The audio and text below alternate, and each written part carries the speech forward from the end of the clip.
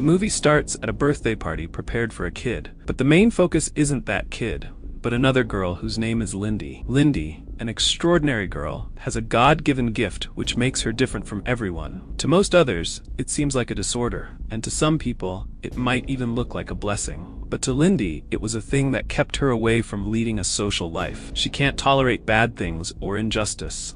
She promptly takes action against any kind of injustice happening before her. She was deprived of love from her parents, and as a result, her disorder started worsening. Her anger was out of control. When she was taken to the doctor, her disorder was called intermittent explosive disorder. She couldn't live among people due to her actions. She might do harm to anyone around her. Until there is a cure, she has to stay isolated. An excessive amount of cortisol made her much faster and stronger than normal people. She couldn't keep control of her anger anymore.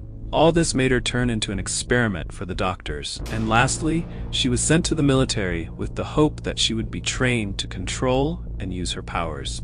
Even military rule couldn't help her. Things got more twisted over there. Everything was just triggering her issues more. Finally, she found a way, and it most probably worked. Giving herself some tiny electrical shocks whenever she gets worked up, seeing something unfair. Years later, Lindy was seen going to a crowded place, a restaurant area. At the gate, she stopped seeing a man behaving unruly with the butler woman. He was shouting at her due to an issue related to the car. Though she had bashed that man in her imagination, but in reality, she had controlled herself by giving a shock. Lindy was there for a date with a man named Justin. He was waiting for her inside, but she went in and called off the date. She was trying to rush out, but Justin wrapped her up in his words. He started talking about his past dates. She wasn't much interested though, but he was quite good with his words. She explained about not liking people and many factors about men that she dislikes the most. Justin stretched the conversation, from disliking men talking mouthful to farting in the elevators. Lindy told him she, as a woman of England, doesn't do anything unruly. As Lindy was going back again, the waitress came. She asked for the order. Lindy didn't want to stay. She said that, and due to policy, Justin can't be there either. Seeing that, Lindy sat for a quick meal. Lindy ordered chicken. Justin ordered fish without peanuts. Waitress denied any change to the dish, saying it was restaurant policy. Justin kept changing dishes, and almost everyone included peanuts. Seeing the waitress's denial, Lindy was losing her cool. Justin went for chicken at last. Lindy went to the washroom, but instead of calming down, she started losing her cool more over there. That waitress was inside the washroom, and over the phone, she was talking with someone about how he made the guy on his first date almost cry. Lindy kept on giving herself shocks. It couldn't help much that she finally did what she feared. Hearing her call Justin pathetic, she went into action. She beat that lady horribly. She rushed away from there back to her house. She kept looking outside through the window for a while. The next morning, she went to a man asking to mend her shock-giving machine. He gave her a handcuff, and she locked herself in a corner while he was mending the machine. They talked about the date of the previous day. The man told her to work on herself for control, and his words were attacking her mind, so she broke her cuff and killed him. Fortunately, it was a dream. The man also got that she was imagining something like what they talked about that also. He had been her attending psychiatrist for quite a long time. He finished fixing the device. He upgraded the voltage level for her. Lindy assumes herself as an experiment. It was exposure therapy that was helping her all along. But last night, it couldn't help at last. They get into a short debate. The man tells her what else he could do to keep her away from doing all those. He suggests she get involved with humans, and a close human connection can sort things out for her. Dr. Munchin is handling her case. He told her to get someone, be in love. He asks her to get back with the man from the previous day, as she said she felt at ease with him, but she doesn't like that idea. She goes from there, saying she will be back next week. The scene shifts to the metro. Inside the train, a man sitting beside her, taking on more and more space, was simply trying to harass. She ends up hitting him with the sub-burger he was eating. In the next scene, she was seen at a food stall, having hot dogs with the guy she had a date the previous day. She called him over there. They shared about their work life. Justin is working for a company, an accountant, whose owner is Barry, while Lindy was working in security. Currently, Lindy is jobless and mentioned looking for new career paths. Justin wanted to know her current interests, and she mentioned photography, mostly about people. They were having quite a good time together. Lindy felt a connection with him. The next scene shifts to the door of Lindy's house, where Lindy and Justin are seen kissing. Lindy wasn't sure yet because she might end up hurting him, but Justin mentioned not being scared, though Lindy told her he should. Justin saw her body wrapped with wires and still loved her. He said nothing matters, and this word took over her head. The next morning, Justin was seen making breakfast for Lindy while she was just getting up. Justin didn't notice the house last night, so after noticing things, he asked her about the condition of the house and the reason for her using plastic plates. She avoided the real answer, saying she hates washing. He got something for her. She was glad, but it was expensive, so she hesitated to take it. He got her a camera. Now is the time when she was going to explain the reason for those wires last night. Seeing her hesitate in the beginning, he denied knowing, but she wanted to say. Even before she could describe, he thought up things by himself. He said she couldn't have any disease, due to which she has only 6 months left to live. Such an amazing woman can't leave him like this, just when they met. So, she explains she has an impulse issue, and that machine helps her control it. She tried every kind of meditation and medications, but things didn't help, and this helped her. Justin, being in love with her, doesn't see any issue. She tries to stop him from going to work and spends more time with her, but he refuses. He went off to work, telling her to go to his house at night, and he'll cook for her. She was so happy that she rushed to Dr. Munchin, talking about the progress and her health. She took off her vest. She was excitedly describing Justin, while the doctor was trying to say this might have been temporary. He was insisting that she sit and talk patiently, but she was overjoyed and rushed out of there. She was talking about street life photography the entire day with the camera brought by Justin. She went back home and got ready to go to his house. It was already late at night and she didn't receive any messages from Justin. She was looking at her phone for quite a while to get a message from him. She was waiting for him the whole day. She called him, but somebody else received it. It was Detective Vickers. Lindy reached the police station. Justin was murdered. His body was found in a dumpster with 2 gunshots on his head. Detective Vickers and Detective Nevin were bickering over silly issues. Lindy wasn't allowed to see Justin for the time being. She told them as much as she knew about Justin. Detective Vickers was trying to comfort her using physical touch, which made her angrier. Her anger issue, which was gone for a day, is back again. Lindy is seen in the graveyard wearing all black, doing the last rites for Justin. She was severely broken. Although they didn't date for long, the immense love Justin gave her healed her injuries that she had been carrying for years. Things change. Lindy went to the psychiatrist, Dr. Munchin. She was in severe pain and almost hurt Dr. Munchin. He gave her medicine to calm down her nerves. In the morning, she went off to find out the mystery. She couldn't understand why officers won't take things more seriously. She was so much involved with Justin for that long that she couldn't get Justin off her mind. She had to know who did this to him. She made a fake call to make the police leave the spot. Then she went inside using their card and checked through the items of the case, where Justin's last wearable was also present. She got emotional seeing them. From the evidence, she took his cell phone and wallet. She went to Justin's house, and while she was checking on things, she got a call. It was from Detective Vickers. She was told to be back on her own and return the evidence she had stolen from the station. Otherwise, it would be Detective Nevin who would handle her. Within the time, Detective Nevin reaches there. Nevin shoots and warns Lindy. Lindy overpowers Nevin and escapes from there. A car race is seen between the officer's car and Lindy's car. Not a race exactly, it was a chase. Nevin blames Vickers, but they still go after her. Nevin tries to convince Lindy over the phone, but she doesn't listen to him. Nevin kept telling Lindy that they just wanted to help her, but Lindy wasn't ready to hear. Lindy assumes they might think she has something to do with Justin's murder, and they won't let her investigate. A thrilling car chase was going on between the officers and Lindy. At the end, Lindy survived. The officer's car crashed into a trunk car. They couldn't go after her anymore. The next scene shifts into a super shop. 3 men are seen talking while playing video games. They were the worker of that place. Lindy goes there and asks for the person in charge. Among those 3 guys, the manager introduces himself, but she wants to meet the geek among them, the one who could do her work. And they mention Andy. So Andy is a hacker. She works in the basement. She thought it to be some kind of retrieving password and all, but Lindy told her the situation about her almost boyfriend's death, and her doing all these for investigation. She found it cool and helped her hack into Justin's phone. They got through his call logs. They found the location of the last 7 calls, and it was made from an abandoned, shady place. Andy found the owner of the number. It was Barry Kaspersky, that guy who was the only client of Justin. Lindy left from there, giving the car keys to Andy. Barry was an arms streamer, and they had seen the papers of FBI papers also. After leaving from there, Lindy went to that location. Indeed, a shady place. It was too dark, but as much as she was going within, it became more lively. It was a fighting spot. An underground battlefield. A fight was already going on over there. Lindy searched for Barry and found him sitting over there. She middled in the fight and stopped it. She called on Barry Kaspersky. She was very straightforward and ended up asking him about Justin, the accountant who used to work for him. Did Barry kill him was the only question she asked. Barry was somehow panicked, not been seen. He wanted to know who she was and why she stopped the game.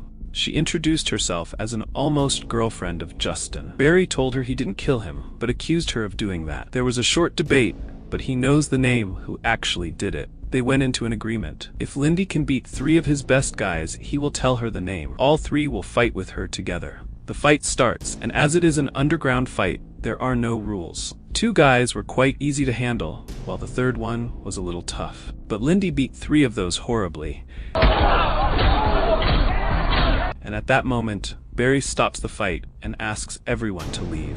Lindy and Barry were seen in Barry's car. Lindy took a glass of drink. Now, she went back to the topic and asked for the killer's name. Barry didn't go straight this time. He first described the situation of that place.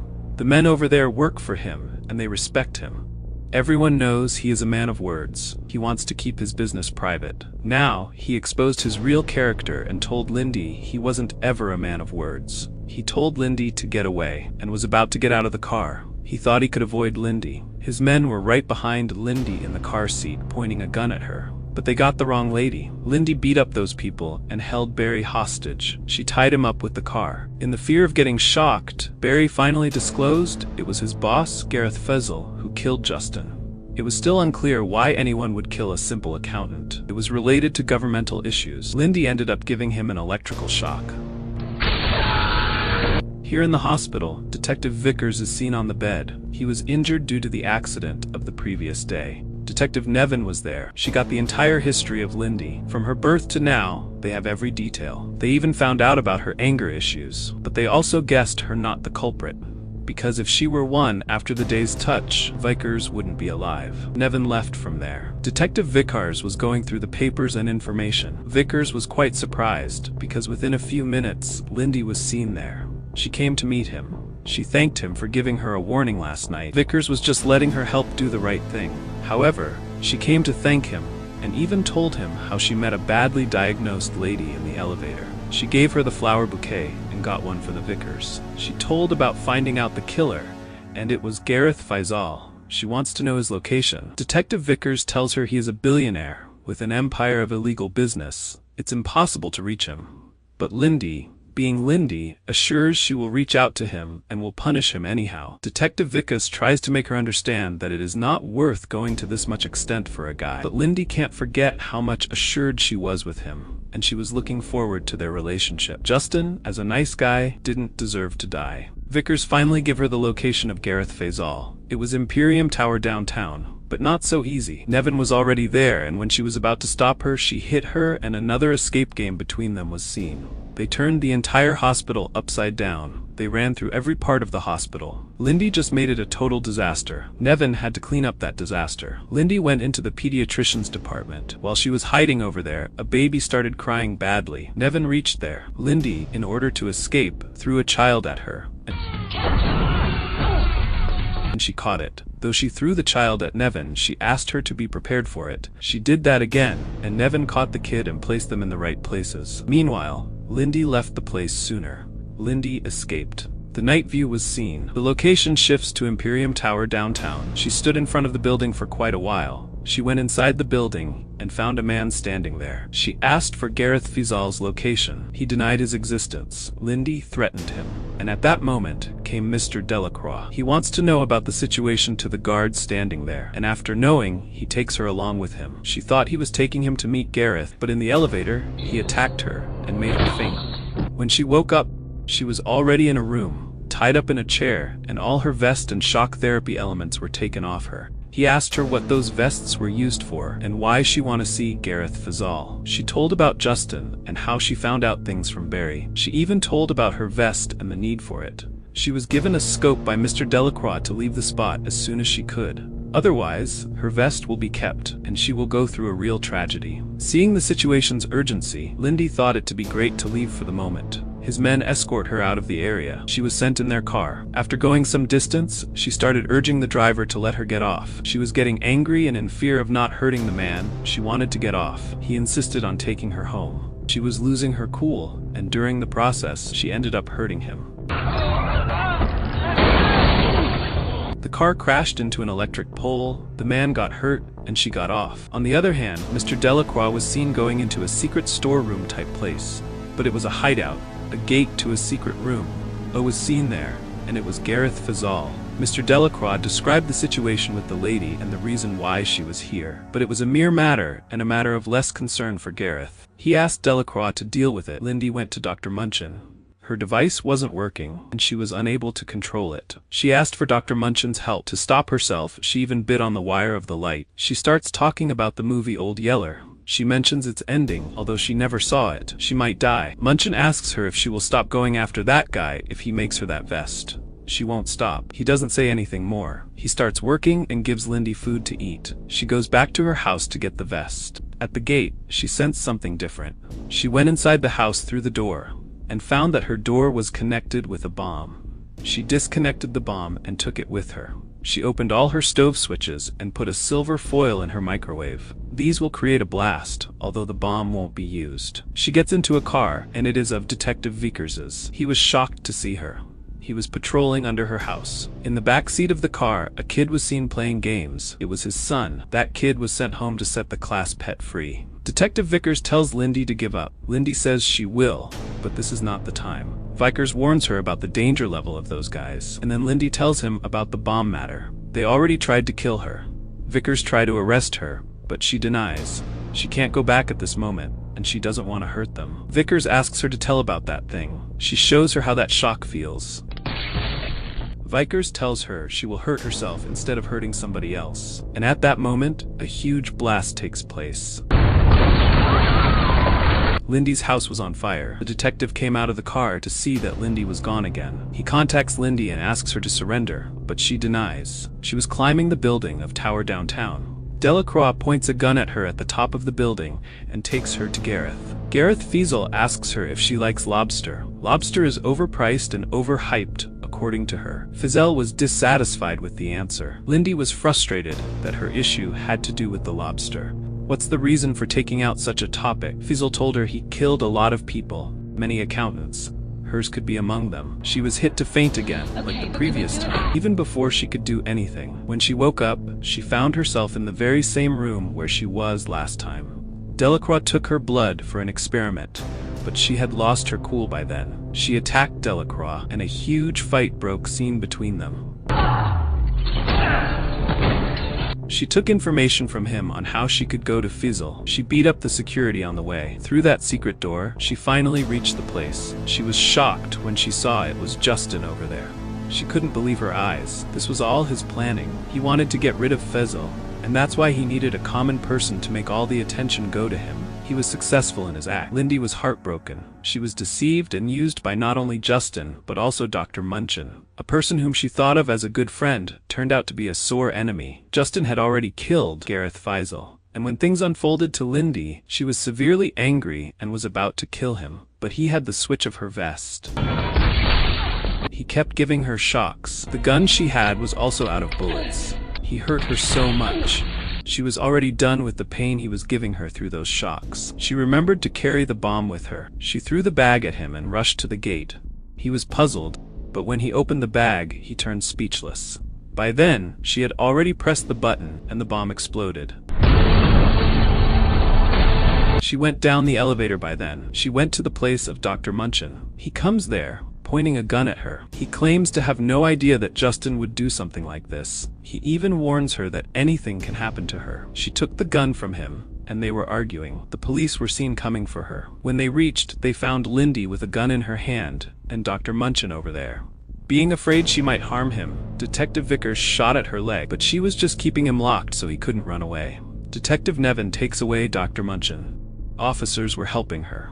She was sent to the hospital, and every part of her case was handled by them. They made everything look like self-defense or a mistake. They changed the rules to give her a chance, but she was going to jail, though it would be for a short time. She will be charged for attacking an officer and running around the city in a very high-priced car. Detective Nevin left. Detective Vickers and Lindy talk for a while. He wants to know what she is up to next.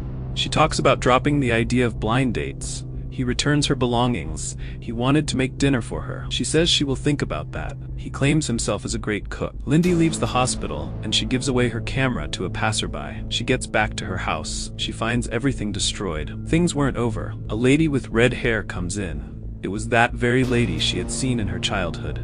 While she was being kept for experiments, the lady tells her to embrace her powers and how strong she is. She can't be living like a normal person. She tries to convince her, through their work, she would be able to empower her anger more and use it on the right people. The movie ends with the lady pressing the button and giving herself a shock. That girl, Andy, was seen at the last part finding the car that Lindy gave her before going.